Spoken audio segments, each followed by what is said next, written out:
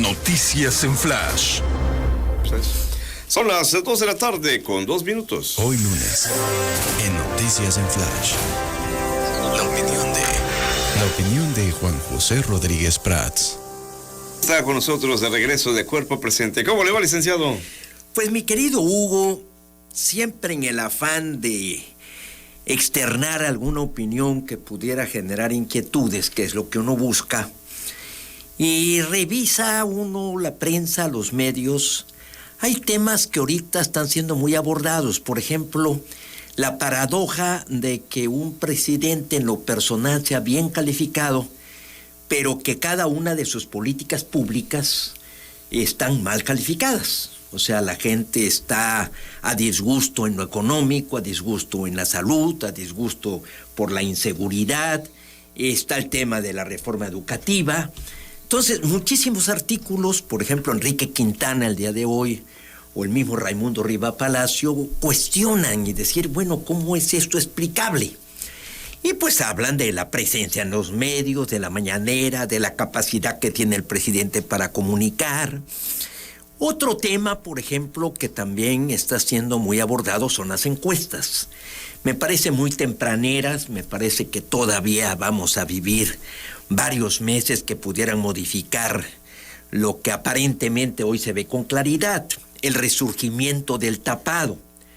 El tapado fue un término que acuñó Abel Quesada y era este juego que hacía el presidente para designar a su sucesor, que yo creo que eso ya retornó. O sea, yo no tengo ninguna duda que el presidente López Obrador va a designar y está jugando con sus cartas, y un poco menos ortodoxo de lo que se hacía en el viejo PRI. Le pregunto rápido para no quitarle la idea, ¿será que ya en su óptica lo tiene decidido el presidente o verdaderamente todavía está valorando? Mira, yo me iré un poco a la historia.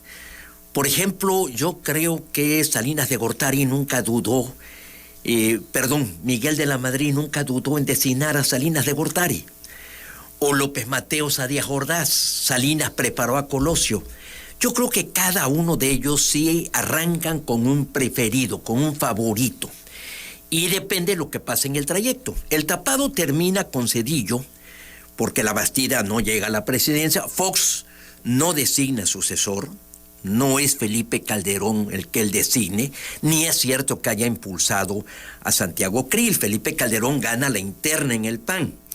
Peña Nieto ve un vacío, teniendo el gobierno del Estado con mayor padrón electoral, pues tiene recursos y se proyecta. Y en el caso de Andrés Manuel, pues es la consecuencia de muchos años de caminar por todo el país. Ahora, si retornamos, yo creo que el presidente ahorita debe tener una inclinación por alguno, pero que pueda preservarse esa decisión hasta el final, pues habrá que ver qué es lo que sucede. López Portillo, por ejemplo, en sus memorias, hablaba de que él tenía la duda entre si era un problema político, en cuyo caso iba a designar a Javier García Paniagua, o un problema económico, en cuyo caso designó a Miguel de la Madrid. Él sintió que el problema más serio que heredaba, después de que dijo que había que administrar la abundancia, era la situación económica. Espero más o menos haber satisfecho tu pregunta con estos antecedentes, porque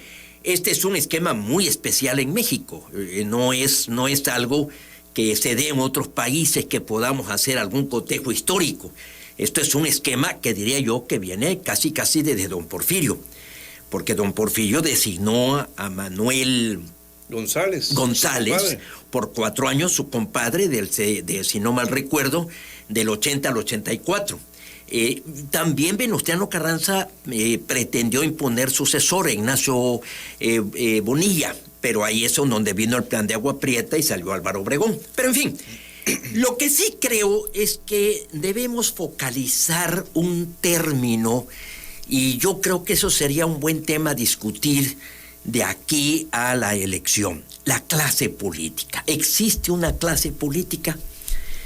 Esto es algo que se ha venido discutiendo y hasta se ve con cierta, en forma despectiva, la clase política, pero todo sistema llámese monarquía, democracia, aristocracia, tiene una clase política, como tiene una clase empresarial, como tiene una clase trabajadora, como tiene una clase media. Hay una clase política, hay una serie de políticos que tenemos esa profesión, que nos dedicamos de tiempo completo a la política, y habría que analizar la clase política mexicana, la clase política tabasqueña, porque también de su desempeño depende qué tipo de gobierno se haga. Ahora han surgido términos muy extraños. Esto viene de hace unos 20, 30 años para acá. Por ejemplo, el término de cleptocracia, o sea, el poder de los que roban.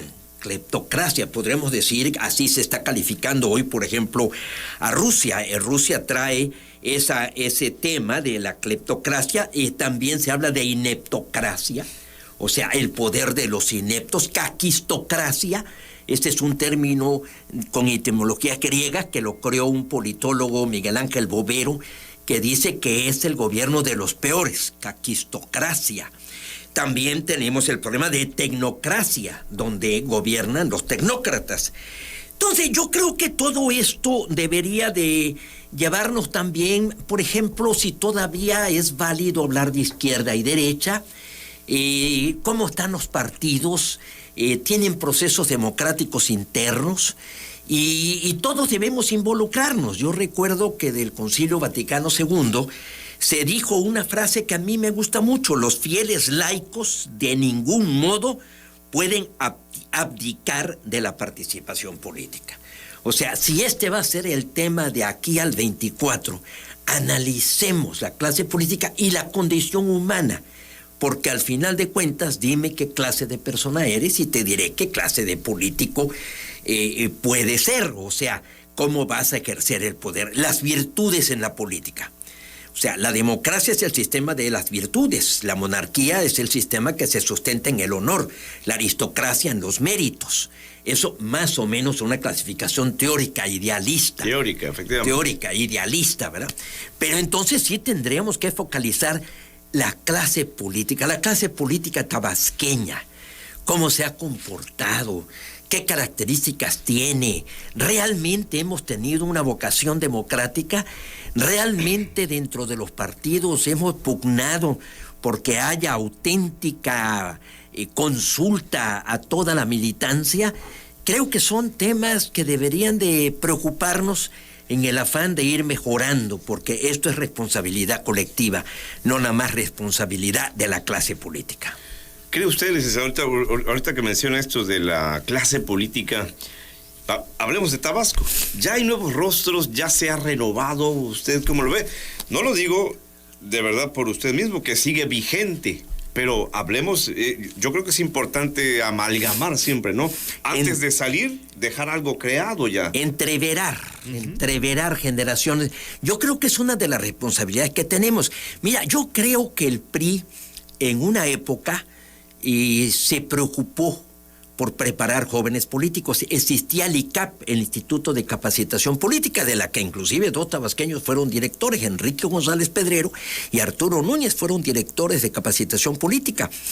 Y en los estados era el CECAP, Centro de Capacitación Política. Yo fui director del Centro de Capacitación Política. O sea, sí había esta disposición de preparar. Claro que es muy difícil preparar líderes, es muy difícil, porque tienes que tener ciertas características personales, individuales, carisma, capacidad, elocuencia, vocación, pasión, porque la política es pasión. Conocimiento. Y conocimiento, desde luego, conocimiento de la historia, de psicología, para saber conocer a los seres humanos. Requiere de muchas virtudes la política, pero yo sí creo que el viejo PRI sí formó políticos, sí nos formó. Si tú ves en Tabasco, todos tenemos antecedentes priistas.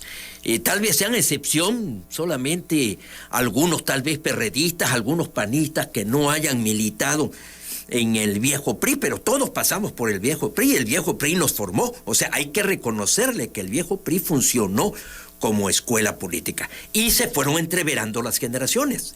Yo diría que hasta hubo gobernantes que se esmeraron más. Por ejemplo, el caso de Mario Trujillo. Mario Trujillo cuajó a una generación. Yo hoy me cuesta trabajo comunicarme con los jóvenes, Hugo, te lo confieso, porque sí percibo que son otras sus inquietudes.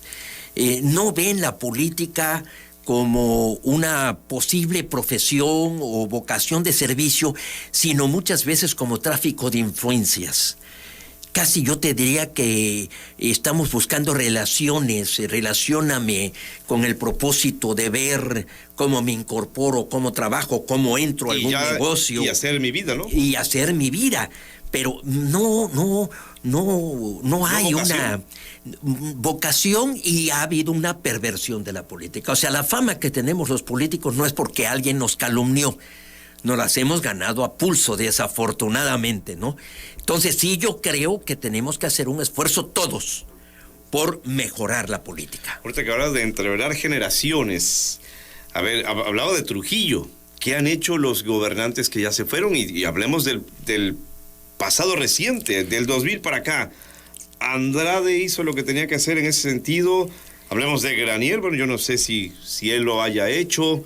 Núñez, o algunos podrían haber pensado, era natural que lo hiciera. Mira, Andrade es una figura muy interesante porque rompió un poco la sucesión de las generaciones. Sí, la saltó, prácticamente. Sí, la saltó, no la asaltó. Habrá que ver. Pero es discutible el tema. Es ¿no? discutible.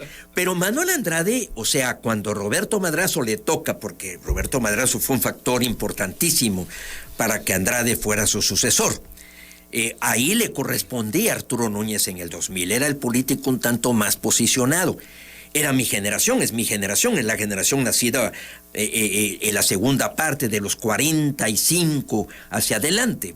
Roberto Madrazo nació en el 52, Andrés Manuel en el 53, por ejemplo, Andrés Granier en el 48, Arturo en el 48, Arturo Núñez en ese 48, ahí está también Enrique Preo en el 49, de los que han sido gobernadores. Y de ahí irrumpe Andrade, que creo que es del 65. Entonces, te fijas que casi son... generación y media. Generación y media, porque cada generación, Ortega y Gasset habla de que son de 15 años. Entonces, sí rompió. Roberto Madrazo rompió. Y también rompió la clase política. O sea, los políticos tabasqueños de alguna manera cuajaban una escuela. Roberto Madrazo fue un factor de disrupción política. Eso lo discuto en cualquier debate y en cualquier mesa redonda, pero sí rompió, porque ahí, por bloquear a Arturo Núñez, vino la irrupción de Manuel Andrade, que inclusive rompe, porque esto de arrancar demasiado joven, de repente te lleva a que ya vives del pasado, son jóvenes promesas frustradas. Y es muy importante llegar al final y llegar activo. Don Adolfo Ruiz Cortines decía, no tan solo hay que empezar bien, hay que continuar bien y terminar bien. Bueno, siempre es inteligente y sabio y conocedor, ¿no? Sí, Ruiz Cortines y caminar, esto es importante, de que en el tramo final pues puedas ver hacia atrás y decir, bueno, a ver qué hice, qué dejé de hacer, a quién lastimé, qué cargos tuve, qué cargos no tuve. Todos los provincianos pues aspiramos a ser gobernadores, una aspiración lógica, legítima. Yo esa aspiración, en el momento en que fui renunciado, para decirlo eufemísticamente, en la Secretaría de Gobierno, perdí esa esperanza, ya nunca más participé como candidato, pero consciente que estaba yo abriendo brecha, no le iba yo a ganar a Andrés Manuel o a Roberto Madrazo en el 94, ¿no? Pero yo sí creo que tenemos que analizar las distintas generaciones, las distintas clases políticas y buscar ese entreveramiento, esa continuidad, porque si entra un factor disruptor, pues pierde la continuidad un pueblo en su evolución y puede venir una grave involución. Termino con eso, licenciado. Un hombre o una mujer de generaciones pasadas todavía podría gobernar, ¿usted cree, el Tabasco de hoy? Hablemos de 60 años para arriba, ¿o ya se pasó ese tren? No, mira, hay líderes políticos, ahí tienes a Joe Biden, cómo está dirigiendo Estados Unidos. Sabes que hay un gran político que leí su biografía, para mí yo recomiendo mucho, es un libro muy difícil de conseguir, Konrad Adenauer. Konrad Adenauer tenía más de 80 años y gobernó Alemania. Charles de Gaulle, fueron líderes ya de edad avanzada, ¿no? Roosevelt, por ejemplo, fue un gran líder. No, yo creo que ahí no hay problema de edad, ¿no? Y yo creo que inclusive en esta última etapa están retornando hombres probados, hombres con más madurez, con más evolución, creo yo.